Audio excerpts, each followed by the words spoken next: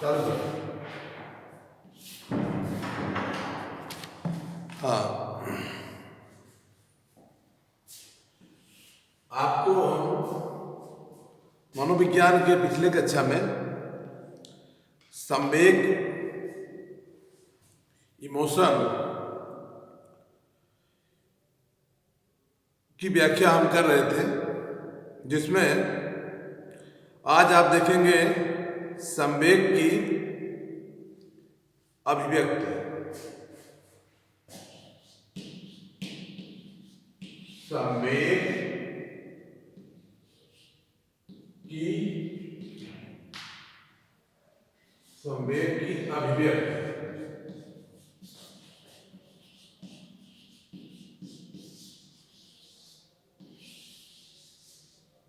संवेग की अभिव्यक्ति,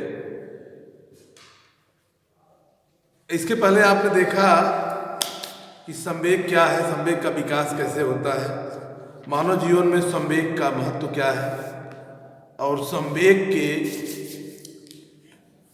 के सिद्धांत, संवेगात्मक सिद्धांत, संवेग के विकास, सारी चीज़ों पर चर्चा हमने देखा। जैसा कि हम देखे हैं कि संवेग को अंग्रेजी वर्ड में इमोशन कहा जाता है, जिसका हिंदी रूपांतर है व्यक्ति के संवेगात्मक व्यवहार।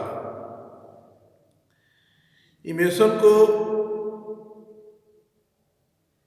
एक परिभाषा के रूप में हम अगर परिभाषित करते हैं मानव जीवन के, मानव व्यवहार को, तो हम देखते हैं संवेग एक जटिल अनुभूति की अवस्था होती है। किसी बात को समझने की जो अवस्था होती है, संवेग एक जटिल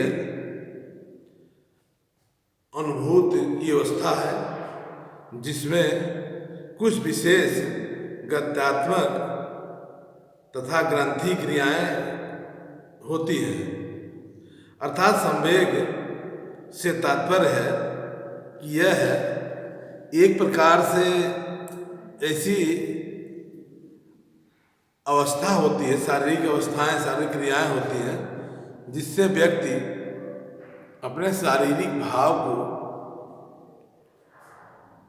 संवेग के माध्यम से परिलक्षित कर देता है।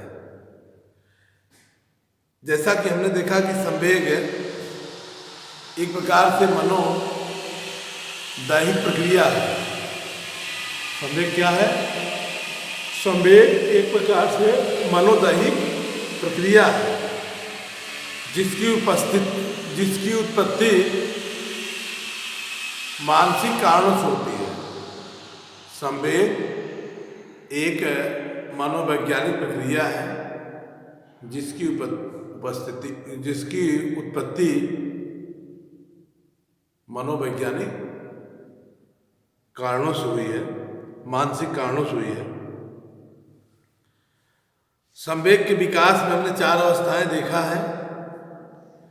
4 अवस्था में बाल्यावस्था में संवेग, उत्तर बाल्यावस्था में संवेग, किशोरावस्था में संवेग, पूर्ण बाल्यावस्था में संवेग, जिसमें संवेग की अभिव्यक्ति को हम संवेग की अभिव्यक्ति को विभिन्न मनोवैज्ञानिकों ने संवेगात्मक व्यवहार को निम्नलिखित रूप में व्यक्त किया है। जैसे संवेग की मुख्यतः 5 संवेग की अभिव्यक्तियाँ किसी संवेग को, किसी बात को, किसी भावना को, संवेग को बात, भावना या विचार के रूप में हम जानते हैं। संवेग को मुख्य रूप से हम देखते हैं इसकी अभिव्यक्तियाँ 4 तरीके की हैं, 4 तरीके से बताई गई हैं, 5 तरीके से। नंबर 1 है प्रेम या स्नेह की अभिव्यक्ति। प्रेम या स्नेह की अभिव्यक्ति मनुष्य को संवेगात्मक व्यवहार को परिचित कराने में अपना महत्वपूर्ण योगदान देता है। जैसा हम रामचरितमानस या अन्य प्रसंगों, खंडों में, काव्य शास्त्रों में भी मानव जीवन के संवेगात्मक व्यवहार को व्याख्या किया हुआ है, उसको हम समझते हैं। जैसा कि तमाम आप कह सकते हैं कि काव्य शास्त्रों में संवेग की व्याख्या की गई है, खास करके जैसे कि लिखा है, आवत ही हर्षय नहीं, नयनन नहीं स्नेह, तुलसी वहाँ न जाइए, चाहे बरसे गे। आवत ही हर्षय नहीं, अर्थात कहीं आप जाते हैं या कहीं हैं तो सामने वाले का भाव जो है यह परिलक्षित होता है कि आपसे स्नेह प्रेम है या नहीं है। इस बात की हमें जो है कि आवाभगत में एक स्वागत में ही हमको परिलक्षित हो जाता है। तो स्नेह प्रेम ये जो है संवेग के अभिव्यक्ति का प्रथम साधन होता है, जिसमें है इससे व्यक्ति अन्य व्यक्तियों या वस्तुओं की ओर आकर्षित होता है, उससे मिलकर सुख एवं संतोष का अनुभव करता है, चिंतन करता है। बालकों में यह संवेग 3 मास की अवस्था में, बालक जब माँ के गर्भ से बाहर होता है तो 3 मास की अवस्था से ही प्रेम की भावना बालक में अभिव्यक्ति होने लगती है। बालक 3 मास का होगा तो मनोवैज्ञानिकों के अनुसार और व्यवहारिक रूप से हम देखते हैं कि मुस्कुराने लगता है अपनी माता को देखकर, सबको नहीं, अपनी माँ को देखकर, इसलिए कि ज़्यादा से ज़्यादा समय उसके बालक की माँ के साथ बीतता है, तो वहाँ उसका एक संवेगात्मक जो व्यवहार होगा, ये प्रेम का व्यवहार वहाँ के प्रति परिलक्षित होता है। इसके बाद हम देखते हैं ईर्ष्या और द्वेष। संवेग के माध्यम से हम ईर्ष्या द्वेष को भी, ईर्ष्या और द्वेष भी संवेग के अभिव्यक्ति का एक महत्वपूर्ण माध्यम है। जैसा कि हमने देखा है कि पारिवारिक जीवन में बच्चों का विकास, पालन पोषण, अगर परिवार में कई बच्चे हैं तो समान रूप से सबका पालन पोषण होना चाहिए, अन्यथा वे बच्चे एक दूसरे के प्रति जो है ईर्ष्यालु प्रवृत्ति के हो जाएंगे। यह अवस्था 3 वर्ष से लेकर 5 वर्ष की अवस्था में मनोवैज्ञानिकों ने संवेगात्मक व्यवहार को ईर्ष्यालु प्रवृत्ति में पनपने का जो उम्र बताया है। बालकों के विकास में 3 वर्ष से लेकर 5 वर्ष के बीच में ईर्ष्या की प्रवृत्तियाँ अधिक बढ़ जाती हैं। उसके पीछे मनोवैज्ञानिक कारण यह रहा है कि परिवार में एक बालक को, एक बच्चे को अधिक स्नेह प्रेम देना और दूसरे को तिरस्कार करना, वह तिरस्कार की भावना से बालक यहाँ पर द्वेष की भावना, ईर्ष्या की भावना उसके संवेगात्मक व्यवहार में परिलक्षित होने लगती है। बालकों की अपेक्षा बालिकाओं में ईर्ष्या द्वेष की भावना मनोवैज्ञानिक शास्त्रियों ने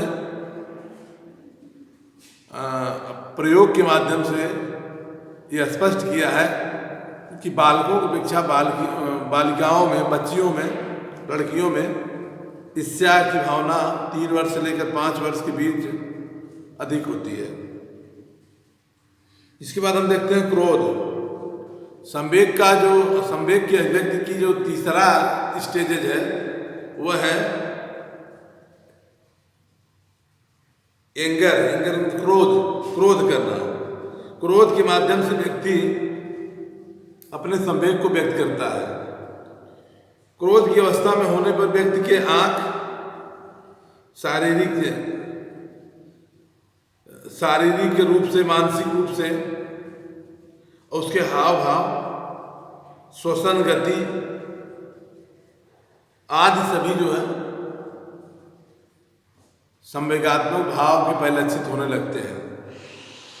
छोटे बच्चों में क्रोध कि व्यक्ति रोककर शरीर को क्रोध में, छोटे बच्चे क्रोध में आकर शरीर को अपने खड़ा कर देंगे, जमीन पर लेटने लगेंगे, या उनकी हृदय गति या सांस गति, श्वसन गति से उनके क्रोध की भावना को परिलक्षित किया जाता है। बच्चा अगर क्रोधित हो गया है, गुस्से में है, उसकी शारीरिक बनावट, शारीरिक उस समय की कंडीशन के आधार पर देखा जाएगा कि क्रोध की भावना में है, क्रोधित हो गया है। भय या डर, भय या डर भी क्रोध संवेग के अभिव्यक्ति का माध्यम है। संवेग डर में और भय में, दोनों अवस्थाओं में अपना व्यवहार परिलक्षित करता है। इसके बाद हम देखते हैं चिंता। चिंता संवेग की अवस्था को, संवेग के अतिरिक्त जिज्ञासा, आश्चर्य और शोक आदि के माध्यम से संवेग की अभिव्यक्तियाँ चिंता के रूप में परिलक्षित होती हैं। जैसे व्यक्ति किसी बात को जानने की इच्छा रखता है, न जानकारी पर चिंता, जिज्ञासा, आश्चर्य, किसी चीज़ का आश्चर्य करता है, वंडरफुल, आश्चर्य, तो ये आश्चर्य भी संवेग को व्यक्त करने का माध्यम है। इस प्रकार से हम देखते हैं कि संवेगात्मक व्यवहार को नियंत्रण करने में मनोवैज्ञानिक उपाय क्या है, मनोवैज्ञानिक पद्धतियाँ क्या हैं, मनोवैज्ञानिक बदलाव, संवेगात्मक व्यवहार को मनोवैज्ञानिक बदलाव के साधन के रूप में हम देखते हैं। पहला हम देखते हैं प्रतिगमन।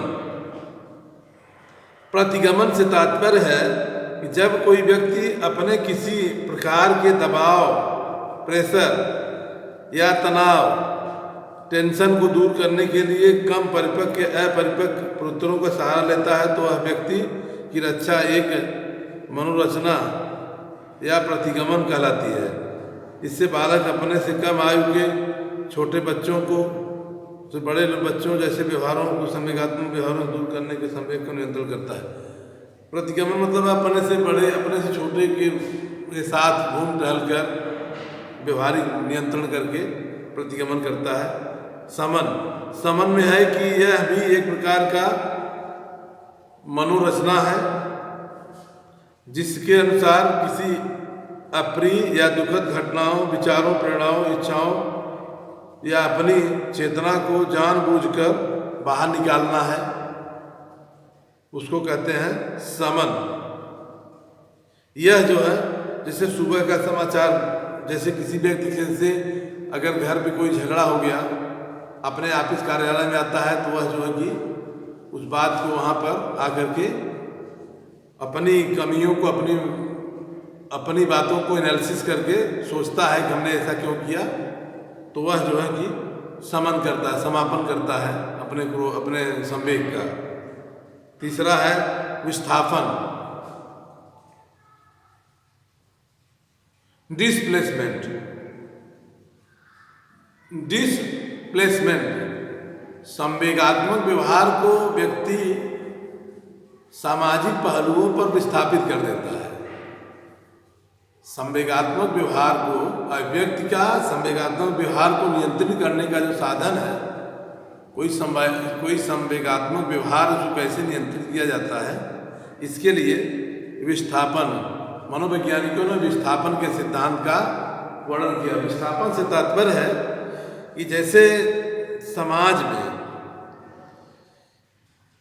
में कोई व्यक्ति, जैसे उदाहरण इसका ऐसे हम कह सकते हैं कि किसी कारणवश कोई व्यक्ति अपनी पत्नी से क्रोधित होता है या किसी अन्य से क्रोधित होता है, खास करके अगर पारिवारिक जीवन देखते हैं, पत्नी से क्रोधित होकर अपने बच्चों को, पालतू कुत्ते को या किसी अन्य व्यक्ति पर वह गुस्सा निकालता है। दूसरा उदाहरण हम यह देखते हैं कि जिस व्यक्ति में संवेगात्मक व्यवहार का विस्थापन किसी कार्यालय में, अपने घर के झगड़े को कार्यालय में या किसी ऐसी व्यवस्थाओं में जो उस व्यक्ति के संपर्क में आते हैं, किसी न किसी छोटी बड़ी घटना बात को लेकर के वह उस संवेगात्मक व्यवहार को उतारता है।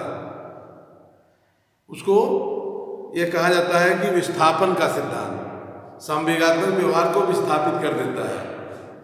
अर्थात अपने क्रोध को दूसरे के जो झगड़ा दूसरे से हुआ था, उस क्रोध का, उस टेंशन का उससे रिलेटेड व्यक्ति से, उससे संबंधित व्यक्ति से को उतारना, यह संवेगात्मक व्यवहार का विस्थापन सिद्धांत कहा जाता है।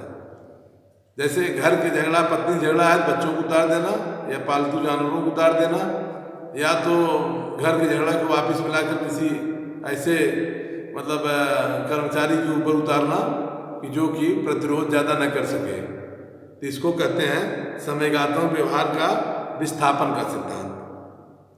पांचवा देखते हैं, संवेगात्मक व्यवहार के नियंत्रण में जो नियंत्रण का जो सिद्धांत है, पांचवा सिद्धांत है सामाजिक स्वीकृति से संवेगात्मक व्यक्त करना। समाज की स्वीकृति, जिसको समाज मान्यता देता है, समाज की मान्यता के अनुसार सामाजिक मान्यता पर संवेगात्मक व्यवहार को नियंत्रित किया जाता है। जैसे इसमें हम देखते हैं कि मनुष्य क्या है, एक सामाजिक प्राणी है। मनुष्य एक सामाजिक प्राणी है, उसका अपना एक सामाजिक जीवन है, सामाजिक मर्यादा है और सामाजिकरण है। हर व्यक्ति का अपना सामाजिकरण होता है, अपना सोशलाइजेशन होता है। जैसा जिस वर्ग का, जिस परिस्थिति का, जिस ग्रुप का, जिस सोसाइटी का, जिस समाज का होगा, उसका सामाजिकरण उसी के अनुरूप होगा और अपने संवेगात्मक व्यवहार को उसी सामाजिकरण के अनुसार वह व्यक्त करता है, अपने सामाजिकरण के अनुसार व्यक्त करता है। सामाजिक बच्चे अपने बड़ों से आदतों को सीखते हैं, सामाजिक व्यवहारों को सीखते हैं, सामाजिक प्रतिमानों को सीखते हैं। यह तरीका सामाजिक व्यवस्था के मान्यता के अनुसार, सामाजिक मान्यता के अनुसार संवेगात्मक व्यवहार को परिवर्तित किया जाता है। हम ऐसे कह सकते हैं कि व्यक्ति का व्यवहार मनोवैज्ञानिक दृष्टि से अपने सामाजिक मान्यता के अनुसार उस संवेगात्मक व्यवहार को परिवर्तित करता है। सामाजिक मान्यता के अनुसार सामाजिकरण जिसका होगा, जैसा जो समाज जैसा है उसका सोशलाइजेशन उसी के अनुरूप होना चाहिए, और होता भी है। जैसा समाज है उसका सामाजिक स्टेटस, सामाजिक दायरा, सामाजिक व्यवहार, सामाजिक जान पहचान, सामाजिक संस्कार, ये सारी चीजें उसी के अनुरूप होते हैं। इसलिए मनोवैज्ञानिकों ने संवेगात्मक नियंत्रण में सामाजिक व्यवस्था के सिद्धांत को महत्वपूर्ण स्थान दिया है।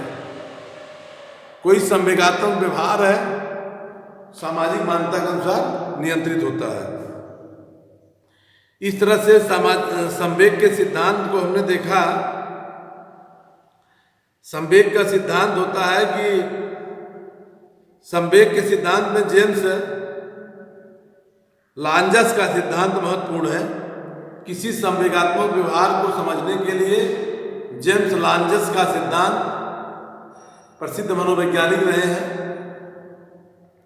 इनके अनुसार ये व्यक्त किया गया है कि पहले संवेगात्मक व्यवहार होता है और फिर उस व्यक्ति को संवेगात्मक अनुभूति होती है।